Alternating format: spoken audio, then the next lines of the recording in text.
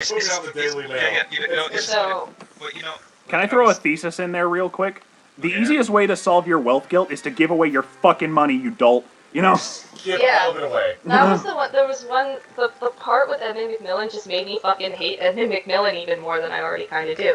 What did he say? I don't remember. He was like, oh well, he has problems with like personal relationships because he can't relate to people because he's just so rich because everyone wants a piece of him. Oh God. And people are just jealous of his immense wealth. And it's like, maybe the problem isn't that you're rich. Maybe it's because you're a selfish asshole. Yeah, maybe it's because you have all this wealth that you're just not really... Yeah, you're just hoarding it. I mean, not just so. I mean, like, I'm also going to be diplomatic on that and say that I thought. I stopped being diplomatic a long time ago. I know, but at least if you saw my tweets on it before, you know that I always try to approach these things like trying to like level. I'm trying to approach things levelly all the time, but like it's this thing where like, hey, I do get that Simon Parkin was trying to be sensitive to those topics. I know he was. I can tell at the same and yes. Like, and this is something that actually someone approached me with. It's like, well, you know, why are we saying that one person's pain is more important than another person's? And I replied saying that, well, you know, first of all, I don't want to come off as someone who's saying that I don't care about that someone feels bad because it does suck. What I'm concerned about is that certain people's concerns are elevated, certain people's feelings are, and it's those being sympathized while others are ignored. And those being ignored are people who are in a real, tangible disadvantage. Right. And a material disadvantage. Yeah, and it's not an occasional. It's not a disadvantage by accident. It's a disadvantage that is created by certain people. And it is a problematic thing to do, regardless of how sensitive someone is, regardless of how aware Simon Parkin is. He says that he's aware of the things, but like at the same time, but still creating narratives that are centering among, you know, the sort of concerns and the feelings of those who are basically kind of rich and successful is in itself actually obscuring issues that people who are actually put down. Actually, and I think too is like even people, you know, I just want to say like even people, you know. Even, you know, small indie developers also experience guilt and depression too. You know, maybe someone can ask them. Actually, you know, Randy Ishmael had he actually had a few personal corrections that he tweeted about, where he said, you know, first of all, I'm not a millionaire, and second of all, the guilt that I felt is a guilt that I felt long before I was ever successful. Okay. So, which is a far more interesting thing to me, to be honest. And then he actually followed it up by saying, like, go to itch.io and support a developer that you know nothing about. Like, here's what I like about Rami. Rami is someone who's like, he's aware of his power to a certain extent that he can actually use it to help other people. Yeah. And because of that, because he's a person of color, he's naturally like going to be critiquing himself all the time because that's just what comes with the territory because everyone's critiquing us all the time. So like to a certain extent we do have to get that ability to look inwards and figure out whether it's us or whether it's society or whether it's this other person, etc., etc., etc. And like Rami to me is one of those people who despite the fact that I would definitely say that Rami is a success story in indie compared to a lot of us, particularly, well, of course he is, and I think he would say the same thing, though. Like, he would not deny that. Yeah, like, Vlambeer is big. Like, they are definitely, like, one of the names that you think of when you think indie games. He talks at DICE. He does DICE talks to business people, you know? Like shit like that. I'm sure he's very aware. Yeah, but, like, he's one of those people that isn't, like, fully like integrated with like big gaming. Like he's getting to that point where it's like he's in those groups, but he's still managing to, for the most part, keep a really down to earth like perspective, and he's managed to stay somewhat unbiased during like all the stuff that he has to deal with, considering his position and being a person of color. Well, I mean, that being said, he does let a lot of stuff slide. But honestly, if I was in the exact same situation that he is, where I'm actually starting to get notoriety and stuff like that, I would probably do the exact same thing and not even fucking realize it. Because once those factors start like becoming part of your life, it becomes a thing that you don't really think about it as much. Like you don't once you start having money for a certain amount of time, you don't start thinking about money. You don't start thinking about I'm gonna spend this and this might mess up my finances. Like you're good. That's a thing that you don't have to worry about unless you get in a situation where you don't have money again, and then you kind of have to relearn not having money. Yeah. I guess that's kind of like a shitty metaphor, but I feel like that's a good like perspective into like that whole like living as a marginalized person in a field that doesn't exactly accept your kind very often. Yeah. That was kind of interesting because one of the things I wanted, even when I was like really frothing it, like reading that, because like I mean for me, like for Simon and for people who kind of enjoy that piece, I guess it's an interesting thing. But for me, it has a real world like component. Like it's really heart wrenching for me to read that stuff because I'm like busking on Patreon to just make rent, like. And I say that as somebody with a fairly high standard of living for somebody who makes like maybe $12K a year, which is nothing. Yeah, it's nothing.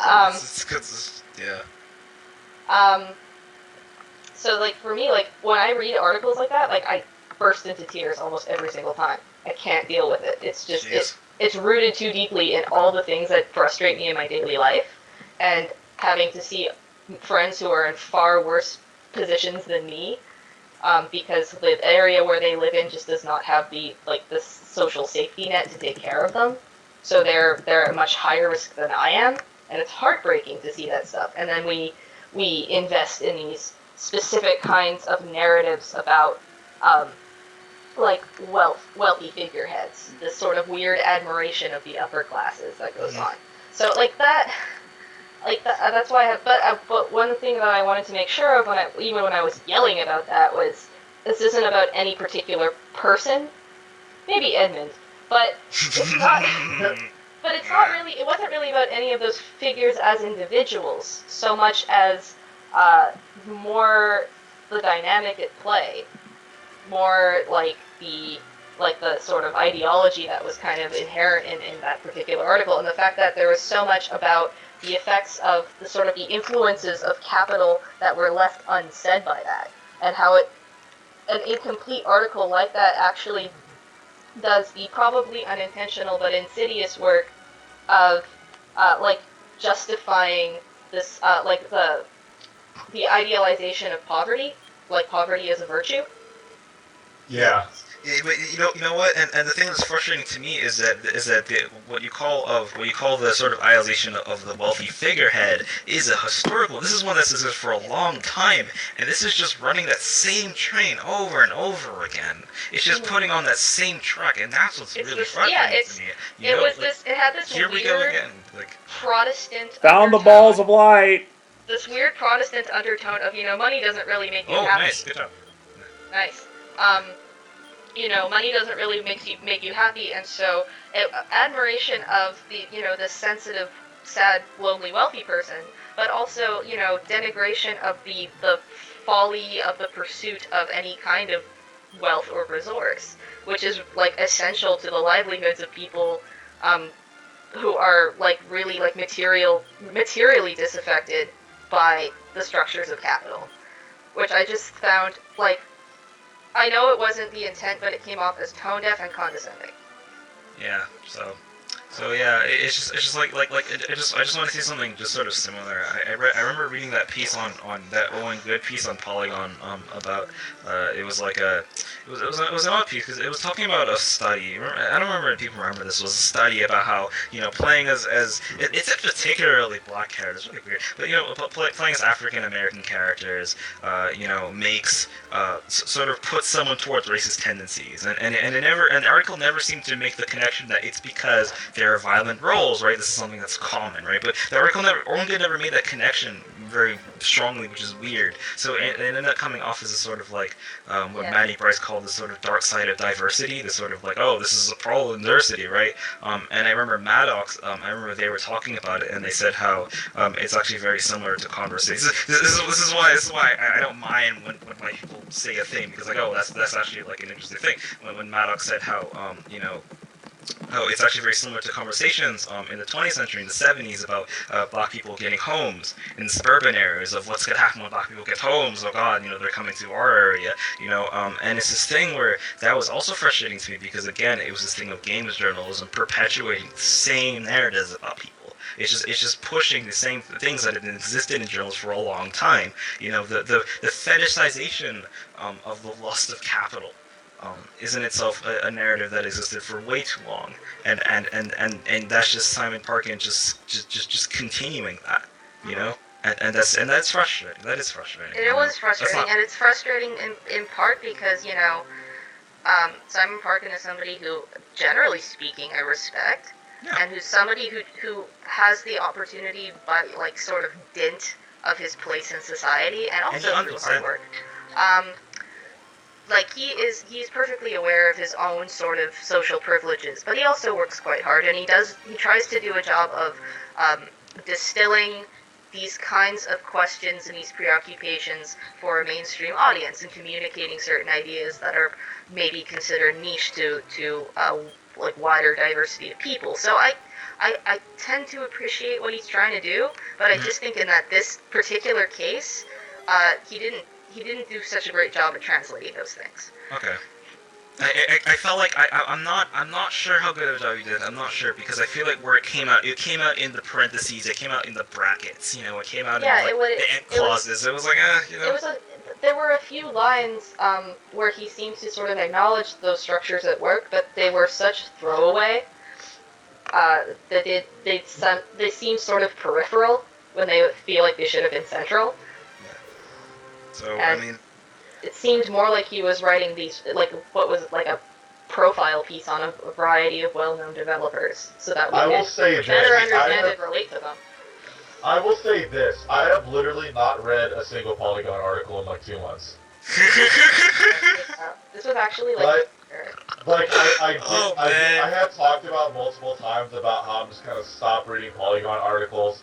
And then Ben Kuchera pushed that stupid gender thing, and at that point I was kind of like, you know what, I'm done. I'm not reading I'm not reading Polygon until they fire Ben Kuchera. Yeah. I've literally someone's gonna link a Polygon article, and I'm gonna be like, oh, that's cool. Can you summarize this for me so I don't have to open it and read it? It's just like I can't put in the energy anymore to read a Polygon article. It's between how fucking shitty the actual website is, in terms of design, and it looks really Ben Kuchera. It's this is too much. I talked a lot of shit about Kotaku, but Kotaku has a lot more writers that I like a lot more than Polygon does, and the fact that Polygon has Ben Kuchera in the chair is just no. You can't sell me. I'm sorry. I don't care who's posting their article on Polygon. I'm not gonna fucking read it. Your quality just got a lot better. No, I mean your voice. That's why, yeah. But I guess for me, this is just a personal thing. But I'm trying to practice a skill where I'm trying to read things that I don't like, just so I can understand what quote unquote the enemy thinks. Whereas I get what are the real bad things in it? That's why I tend to. That's why I read it back. That's why I'll actually try to read a bank of Jeremy, so let me try to dig this in there. But it's also the same where Polygon is an example that I never got to mention before, but here's the thing about Polygon which is important, because it represents just kind of internet writing in general, which is that there's very little sort of ideological consistency and principle in Polygon. So you'll have one side where Samantha Allen will write a piece on bridging the gap between queer games and mainstream games, and then you'll get a Ben Kuchera piece about something very similar, yet he kind of just sort of destroys the topic, right? And they both exist on the exact same website. And that's because this is the idea of a web economy, of a sort of internet, whatever you want to call it, right? Where it's the idea of Polygon is this example of trying to reach as many audiences as it can, even those that are contradictory to each other. What the fuck? I have the balls of light and I have the fucking... And it does simultaneously publish and hire writers who push things in a good direction, but also those who push things in a bad direction. And they exist in the same place. It's a really weird contradiction, and Polygon is in itself kind of a weird contradiction. But this is an age where publications don't really have real ideological principle to them. They don't have this idea of this is what we stand for and this is what we do. That just doesn't really exist much in this mainstream space.